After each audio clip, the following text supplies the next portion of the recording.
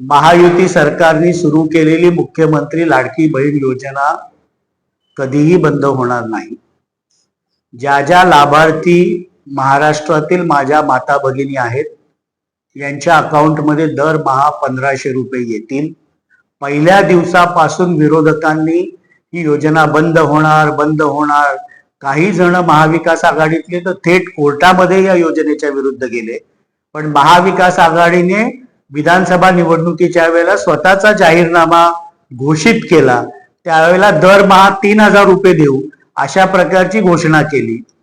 मी महाराष्ट्रातल्या तमाम माझ्या माता भगिनींना आश्वस्त करतो की महायुती सरकारमध्ये राज्याचे माननीय मुख्यमंत्री देवेंद्रजी फडणवीस साहेब असतील, उपमुख्यमंत्री माननीय अजितदादा पवार साहेब असतील, ज्यांच्याकडे अर्थ व नियोजन खातं आहे, राज्याचे उपमुख्यमंत्री माननीय एकनाथरावजी शिंदे साहेब असतील आणि त्या विभागाच्या मंत्री कुमारी अदितीताई तटकरे असतील, कुठल्याही परिस्थितीमध्ये ही योजना बंद पडणार नाही। काही तांत्रिक अडचणी जर केवायसी साठी येत असतील, 31 डिसेंबर पर्यंत ती मुदत दिलेली आहे, त्याबाबतचा निर्णय नक्कीच कॅबिनेट स्तरावर महायुतीचं सरकार घेईल। वारंवार बैठकीचा सुरू आहे युती होते की एकत्र लढायचं की स्वतंत्र लढायचं हा तोडगा अद्याप निघाला, त्यामुळे जे इच्छुक उमेदवार आहेत त्यांच्यामध्ये आर्बिट दिसून येते। तर आपण स्वबळाचा आलेला आहे, आपली तयारी कितपत आलेली आहे आणि जर महायुतीची शिवसेना आणि भाजप जर युती नाही तर काही युती झाली तर काही इच्छुक जे उमेदवार असतील त्यांची पद्धती आहेत त्यामुळे काही तुमच्या संपर्कात काही आहेत का? असं आहे की ठाणे महानगरपालिकेपुरतं स्पष्टपणे बोलतो, महायुतीच्या दोन्ही घटक पक्षांकडनं म्हणजे शिवसेना आणि भारतीय जनता पार्टीकडनं कुठल्याही प्रकारचं निमंत्रण महायुतीच्या बैठकीला राष्ट्रवादी काँग्रेस पक्षाचे आमचे जिल्हाध्यक्ष नजीब मुल्ला यांना आलेलं नाही।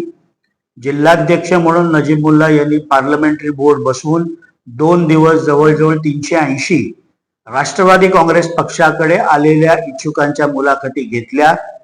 महायुतीमध्ये सन्मानपूर्वक जागा राष्ट्रवादी काँग्रेस पक्षाला ठाणे महानगरपालिकेमध्ये दिल्या तर राष्ट्रवादी काँग्रेस पक्ष महायुतीमध्ये लढेल, अन्यथा 131 जागांवर राष्ट्रवादी काँग्रेस पक्ष ही निवडणूक लढण्याची ताकद ठेवतो।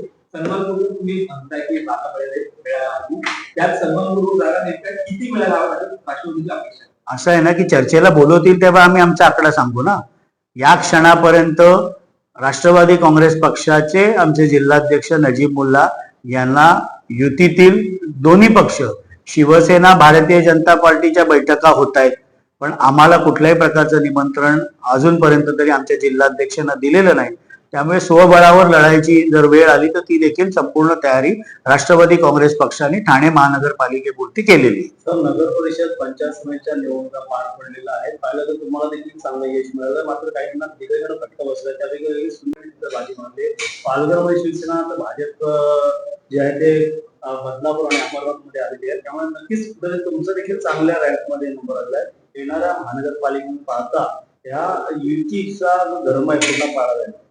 असं आहे की विधानसभेला जे जनमत किंवा महाराष्ट्राच्या जनतेने जो कौल दिला तशाच प्रकारचा कौल आत्ता झालेल्या 288 नगरपालिका व नगरपंचायतीच्या निवडणुकीमध्ये महाराष्ट्राच्या जनतेने दिला। जवळजवळ 215 ठिकाणी महायुतीचे नगराध्यक्ष हे निवडून आले। राष्ट्रवादी काँग्रेस पक्षाचा देखील परफॉर्मन्स या निवडणुकीमध्ये चांगला राहिला।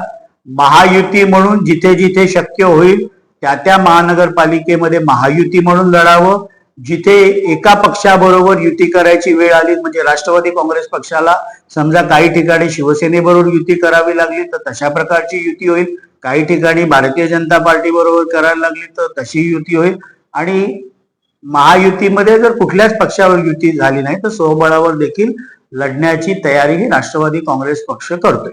संजय राऊत म्हणताय ईव्हीएम मशीन तेच बटन काहीतरी बदल करावा पाहिजे होता। असं आहे की लोकसभेला ज्या ईव्हीएम मशीननी 48 पैकी 31 खासदार हे महाविकास आघाडीचे निवडून आणून दिले, त्यावेळेला ती ईव्हीएम मशीन अगदी चांगली होती। विधानसभेला मुख्यमंत्री लाडकी बहीण योजना, शेतकऱ्यांसाठी विविध आलेल्या योजना याच्यामुळे दारुण पराभव झाल्यानंतर ईव्हीएम असेल, मतदार याद्या असतील, याच्यावर दोष काढण्याचं काम किंबहुना खापर फोडण्याचं काम हे माननीय संजय राऊत सातत्याने करत आहेत. महाराष्ट्राच्या जनतेला महायुतीचं सरकार जे मुख्यमंत्री देवेंद्र फडणवीस साहेबांच्या नेतृत्वाखाली, उपमुख्यमंत्री माननीय अजितदादा पवार साहेब, उपमुख्यमंत्री माननीय एकनाथरावजी शिंदे साहेब या तिन्ही नेत्यांच्या मार्गदर्शनाखाली चालत आहे. त्या युतीच्या सरकारवर विश्वास हा महाराष्ट्रातल्या जनतेचा आहे.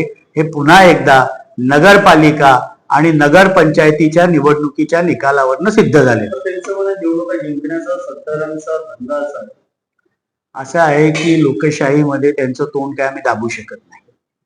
जनतेने दिलेला कौल हा विनम्रतापूर्वक मान्य करणे हे लोकशाहीच्या हिताचं असतं. त्यांनी काय बोलावं, भांडूपच्या भोंग्यांनी रोज काय आवाज करावा हा त्यांचा अधिकार. तर लवासा प्रकरणी हायकोर्टाने याचिका आता फेटाळलेली आहे. शरद पवार पुढे अजित पवारची चौकशी मागणीची याचिका ती आता फेटाळलेली आहे. असं आहे की त्याबाबतचं न्यायालयामध्ये जे प्रकरण होतं याबाबतची अधिक माहिती घेऊन नक्कीच मी तुम्हाला याबाबत अवगत करेन.